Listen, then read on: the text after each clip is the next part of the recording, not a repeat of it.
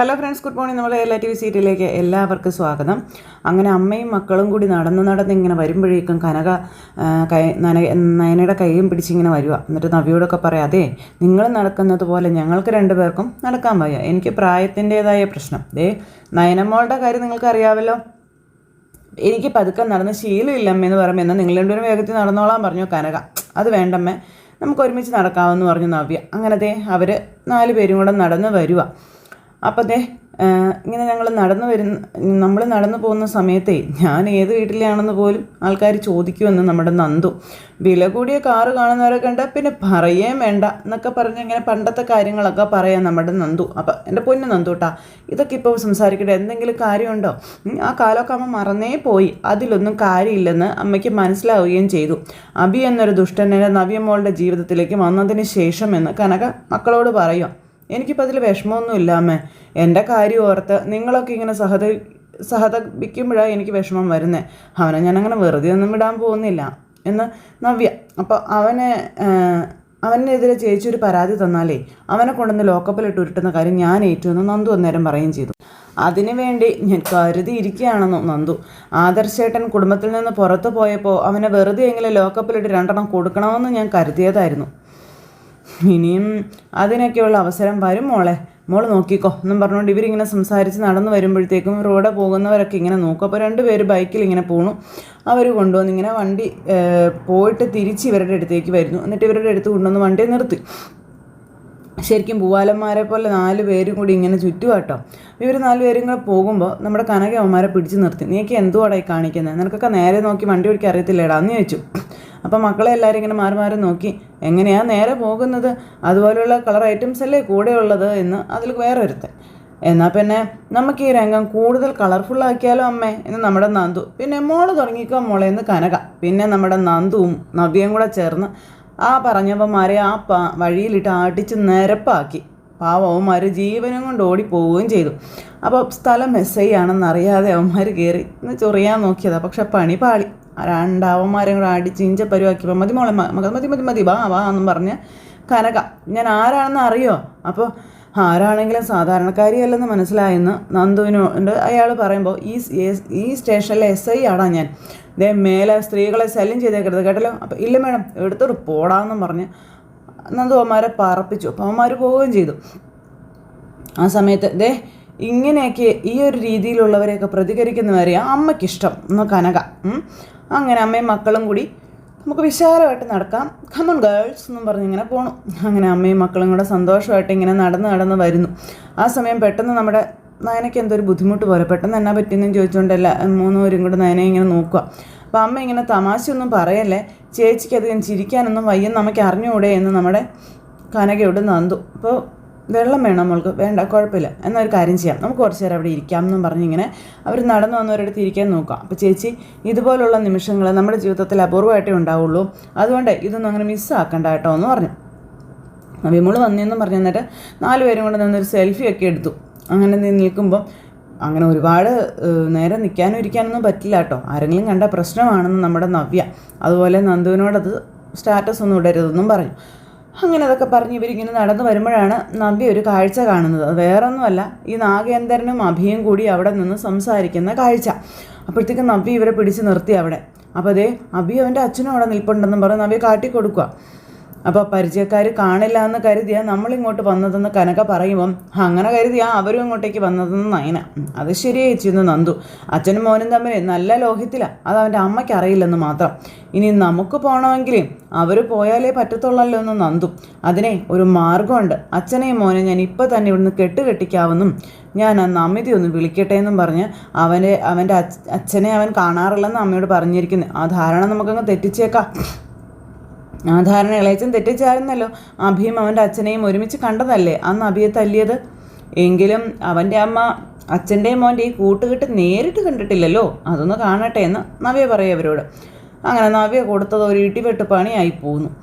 എന്തൊക്കെയോ ഗൂഢാലോചനകൾ നടക്കുന്നുണ്ടല്ലോ എന്ന് നന്ദു പറയുമ്പോൾ അതെ, ഓണത്തിന് ബിസിനസ് അങ്ങനെ തിരിച്ചു പിടിക്കാമെന്ന് ആലോചിക്കുകയായിരിക്കും എന്ന് നയന പറയുമ്പം ഇനി എന്തായാലും വലിയ രക്ഷയൊന്നുമില്ല. ആദർശേട്ടനെ അത്രയ്ക്ക് ഹാർഡ് വർക്കിംഗ് ആണെന്നും പറഞ്ഞ് ഇവരിവിടെ നിൽക്കുന്നു.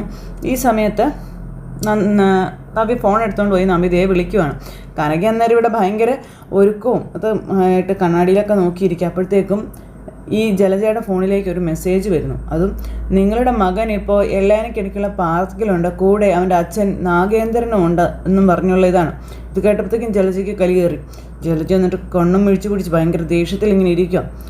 എന്തായാലും ഇതൊന്ന് പോയി നോക്കിയിട്ട് തന്നെ കാര്യമെന്ന് പറഞ്ഞ് ജലജ സെക്കൻഡിൽ അവിടെ നിന്ന് പോരുക.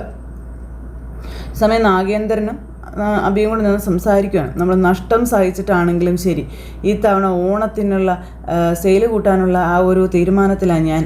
മൂർത്തിയുടെയും കുടുംബത്തിൻ്റെയും മുന്നിൽ തലയുയർത്തി പിടിച്ച് നിൽക്കാൻ തന്നെയാണ് ഞാൻ ഈ നാട്ടിലേക്ക് വന്നത്, അല്ലാതെ തല താഴ്ത്തി പോകാൻ വേണ്ടിയിട്ടല്ല എന്നൊക്കെ നാഗേന്ദ്രൻ.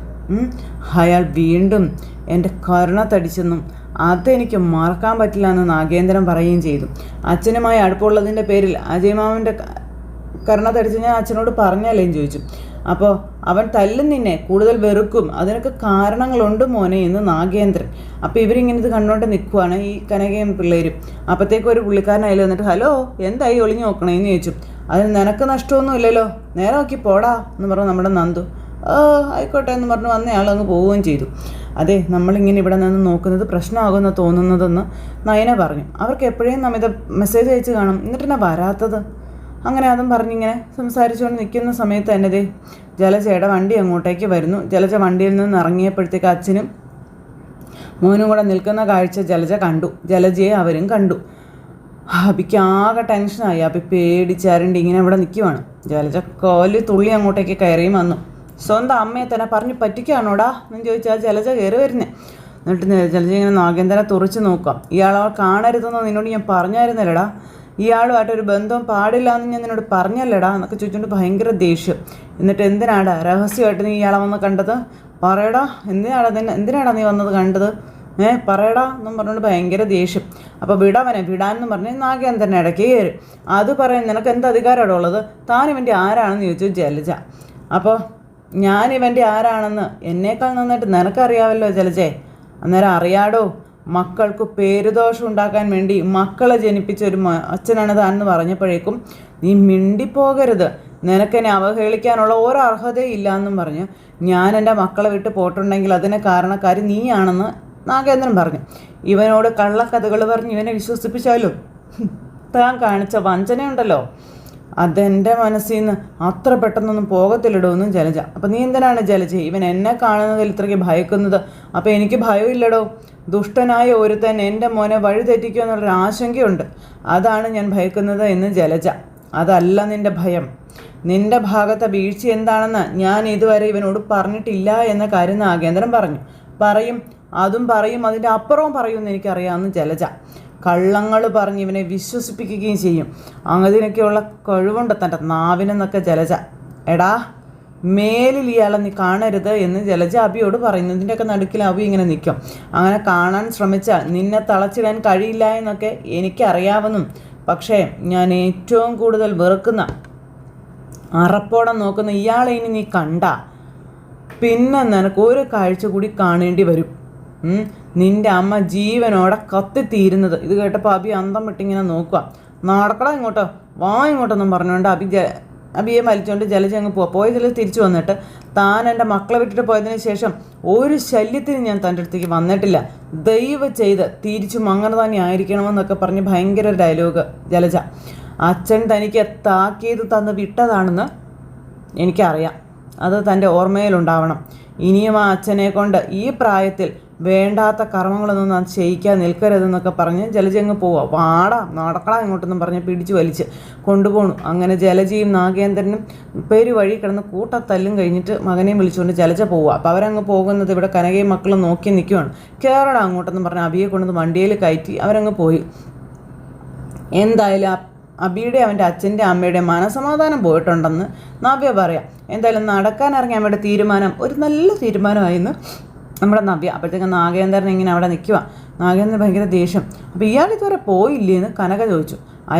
അയാളുടെ ഫീലിങ്സ് നിൽക്കാൻ വേണ്ടി നിൽക്കുമായിരിക്കും എന്ന് നയന പറഞ്ഞപ്പം എന്തായാലും നല്ല ശത്രുതയില്ല ഭാര്യയും ഭർത്താവും തമ്മിൽ. ആ ശത്രുതയുടെ കാരണം അബിയുടെ അമ്മ തന്നെയാണെന്ന് നയന. അതേതാണ്ട് ആദർശേട്ടൻ കണ്ടെത്തി കഴിഞ്ഞുവെന്നും ബാക്കി കുറച്ചുകൂടി കഥകൾ കിട്ടാനുണ്ട്. അതിൻ്റെ അന്വേഷണത്തിലാണ് ഞങ്ങൾ രണ്ടാളുമെന്ന് നയന ഇവരോട് പറഞ്ഞിട്ട് ഇവർ പോകാമെന്നും പറഞ്ഞ് നിൽക്കുന്നു. അപ്പോഴത്തേക്ക് നാഗേന്ദ്രൻ അവിടെ നിന്ന് പോയി, ഇവരും അവിടെ നിന്ന് പോയി. അത് കഴിഞ്ഞ് അബിയെ കുട്ടിക്കൊണ്ട് ജലജ അനന്തപുരിയിലേക്ക് വരും. അപ്പോൾ അതേ അവന്തിക്ക് അങ്ങോട്ടേക്ക് ഇറങ്ങി വരുന്നു. കൊച്ചു പിള്ളേരെ അമ്മമാർ പിടിച്ചുകൊണ്ട് വരുന്നത് പോലെ നടക്കണ ഇങ്ങോട്ട് നടക്കുക എന്നും പറഞ്ഞ് പിടിച്ച് വലിച്ചു കൊണ്ടുവന്ന് ആ മുറ്റത്തേക്ക്, അതായത് ഉമ്മറത്തേക്ക് ഒരൊറ്റ തള്ളായിരുന്നു അഭിയെ. അപ്പോഴത്തേക്ക് അവന്തിക്ക് ഓടി വന്ന് ഏട്ടോ എന്നും പറഞ്ഞ് ഏട്ടനെ വലിച്ചു പൊക്കി എടുത്തു. എന്താ അമ്മ ഇത്, എന്താണെന്ന് ആങ്ങളയോട് തന്നെ ചോദിക്കും പെങ്ങള്, പറഞ്ഞു കൊടുക്കണം അങ്ങോട്ടെന്ന് പറഞ്ഞ് നിൽക്കുന്നു. അപ്പോഴത്തേക്കും ദേവയാനി ഇറങ്ങി വന്നിട്ട് എന്താ ജലജയെന്ന് ചോദിച്ചു. അപ്പോൾ ആരാണെന്ന് അറിയില്ല, കുറച്ച് നേരം മുമ്പ് എനിക്കൊരു മെസ്സേജ് അയച്ചു, ഇവൻ ആ ദുഷ്ടൻ്റെ ഒപ്പം ഉണ്ട് എന്നും പറഞ്ഞുകൊണ്ട്. ഷോ എന്ന് പറഞ്ഞ് നിൽക്കുക അവന്തിക. കേട്ടത് ശരിയാണോ തെറ്റാണോ എന്നൊന്നും അറിയില്ല, എന്നാലും ഒന്ന് പോയി നോക്കാമെന്ന് കരുതി ചെന്നപ്പോൾ ഇവനെ നാഗേന്ദ്രൻ്റെ ഒപ്പം പാലത്തിൻ്റെ അടുത്ത് നിന്ന് സംസാരിക്കുന്നത് ഞാൻ കണ്ടു എന്നും കൊല്ലണ്ട ഇവനെ എന്നൊക്കെ ജലജ ചോദിക്കാം. എടാ, അവനുമായിട്ട് കൂട്ടുകൂടുന്ന ഒരു മോനെ എനിക്ക് വേണ്ട, അതിന് മാത്രം എന്ത് തെറ്റാ അച്ഛൻ ചെയ്തത് എന്ന് അബി ചോദിച്ചു. അത് പറഞ്ഞു തരണോടാ, നിനക്ക് പറഞ്ഞു തരണോ എന്ന് ചോദിച്ച് അടിക്കാൻ കൈ ഓങ്ങുമ്പോഴത്തേക്ക് അമ്മേ എന്നും പറഞ്ഞ് അവന്തിക വിളിച്ചു. ഈ കുടുംബത്തിൽ നമ്മുടെ ജ്വല്ലറിക്കും പേരുദോഷം ഉണ്ടാക്കിയ ഒരുത്തനെ എന്തിനാടാ നീ കാണാൻ പോയതെന്ന് ദേവയാനി എന്തരം ചോദിച്ചു. അപ്പം നിൻ്റെ അമ്മായി ചോദിച്ചത് നീ കേട്ടില്ലേടാ, എന്താടാ നിനക്ക് മറുപടി ഒന്നും ഇല്ലാത്തതെന്ന് ചോദിക്കാട്ടോ. അപ്പോൾ ദേ എൻ്റെ താഴെയുള്ള അനിയെ കമ്പനിയുടെ MD ആക്കി, അവനെ കൊണ്ട് നിങ്ങളെല്ലാവരും കൂടി ചേർന്ന് എന്നെ പുറത്താക്കിച്ചു. ജോലിയും കൂലിയൊന്നും ഇല്ലാതെ ഞാൻ പിന്നെ വീടിനകത്ത് കയറി അടയിരിക്കണമെന്ന് ചോദിക്കുക. എൻ്റെ അച്ഛനാണ് AN ജ്വല്ലറിയുടെ MD എന്ന് അറിഞ്ഞിട്ടല്ല ഞാൻ അവിടേക്ക് ചെന്നത്. അപ്പോൾ നീ ഇനി ഒന്നും പറയണ്ട, അവൻ തിരികെ വന്ന നാൾ മുതൽ നിന്നെ നോട്ടമിട്ട് തുടങ്ങിയതാണെന്നും നീ അവൻ്റെ തനി സ്വരൂപമാണടാന്നൊക്കെ പറഞ്ഞ് അത് മനസ്സിലാക്കിയിട്ടാണ് നിന്നെ കൊത്തിക്കൊണ്ട് പോകാൻ അവൻ നോക്കുന്നതെന്ന കാര്യവും ജലജ പറയണു. പോകുന്നെങ്കിൽ ഒരു പോക്കങ്ങ് പോയേക്കണം, പിന്നെ തിരിച്ചിതിനകത്തേക്ക് വന്നേക്കരുതെന്ന് ജലജ. ഈ അമ്മയും ഈ കുടുംബവും ഇല്ല എന്ന് കരുതി നീ ജീവിച്ചോളണമെന്നും ജലജ പറയുക. അപ്പം നിൻ്റെ മുത്തശ്ശൻ ഇതറിഞ്ഞാൽ എങ്ങനെ പ്രതികരിക്കുമെന്ന് നിനക്ക് അറിയില്ലേ എന്ന് ദേവയാനി എന്തായാലും ചോദിച്ചു. അതുകൊണ്ട് അച്ഛനെ അറിയിക്കണം ഏട്ടത്തി, അറിയിച്ചേ പറ്റൂ. അച്ഛനെ മാത്രമല്ല ജയേട്ടനും അജയേട്ടനും കണ്ണെടുത്താൽ കണ്ടൂടാ അവനെ. നേരത്തെ അവനെ കണ്ടപ്പോഴല്ലേ അജയേട്ടനെ ഇതിൻ്റെ കരണത്ത് പൊട്ടിച്ചത്, എന്നിട്ടും പഠിച്ചില്ല, നാണം കെട്ടവനെന്നൊക്കെ പറഞ്ഞ് ഇങ്ങനെ നിന്ന് പറയണം. ഇത്രയും നാളും നിന്നെ വളർത്തിയതും നിലനിർത്തിയതും അവനാണോടാ, പോയിക്കോ എൻ്റെ മുന്നിൽ നിന്ന് പോടാ എന്നും പറഞ്ഞുകൊണ്ട് അബിയെ പിടിച്ച് തള്ളണം. ഇനി നീ ഇവിടെ നിന്നാൽ ജീവനോടെ നിന്നെ കത്തിക്കും ഞാനെന്നും പോടാ എന്നും പറഞ്ഞുകൊണ്ട് ജലജ ഭയങ്കരമായിട്ട് ദേഷ്യപ്പെട്ട് അബിയെ പിടിച്ച് തള്ളുന്നു. ഇതൊക്കെ കണ്ട് അവന്തിക കണ്ണം തൊള്ളി നിൽക്കുക. അവൻ ആ ജ്വല്ലറിയിൽ നിന്ന് ജോലി വിടാമെന്ന് പറഞ്ഞു, എന്നിട്ട് ഇപ്പോഴും വിട്ടിട്ടില്ലെന്നാണ് തോന്നണതെന്നൊക്കെ ജലജ അന്നേരം അവിടെ വെച്ച് ഇങ്ങനെ പറഞ്ഞു ഇവരോട്. അതെങ്ങനെയാ, ഒരുത്തിയുണ്ട് ഇവിടെ ഒരു മോഡൽ, അവളിൽ ഐശ്വര്യ റായ് ആണെന്ന് അവളുടെ വിചാരം. ഒന്നുമല്ല, എന്നോടും ഈ കുടുംബത്തോടും പ്രതികാരം ചെയ്യാൻ വേണ്ടി അവൻ മനഃപൂർവ്വം എൻ്റെ മരുമോളെ തിരഞ്ഞെടുത്തതാണെന്നും മോഡലായിട്ടെന്നും പറഞ്ഞ് ജലജ. അതിൻ്റെ പിന്നാലെ എൻ്റെ മോനെയും ഇപ്പോൾ കൂട്ടിക്കൊണ്ട് പോയി, എന്തൊക്കെയോ കള്ളങ്ങൾ പറഞ്ഞു കൊടുത്തിട്ട്.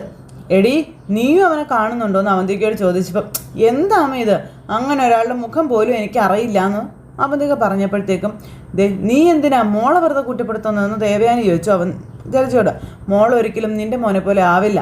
അത് ശരിയാ, ഞാനാണ് അവൻ എല്ലാത്തിനും വളം വെച്ച് കൊടുത്തത്, എന്നിട്ടിപ്പോൾ അവൻ എന്നെ തിരിഞ്ഞു കൊത്താൻ നോക്കുന്നു. അന്നേരം അവനിപ്പോഴേ പറയാനൊരു ന്യായമുണ്ടല്ലോ, മൂർത്തീസ് ജ്വല്ലറിയിൽ നിന്ന് അവനെ പുറത്താക്കി എന്നുള്ള ന്യായം. പക്ഷെ എന്തിനാണ് അവനെ പുറത്താക്കിയതെന്ന് ഇപ്പോഴും അവൻ പറയുന്നില്ല എന്ന്. അതാണ് ഇതൊന്നും പറഞ്ഞ് അവിടെ നിന്ന് അങ്ങോട്ടേക്ക് പോകും കേട്ടോ.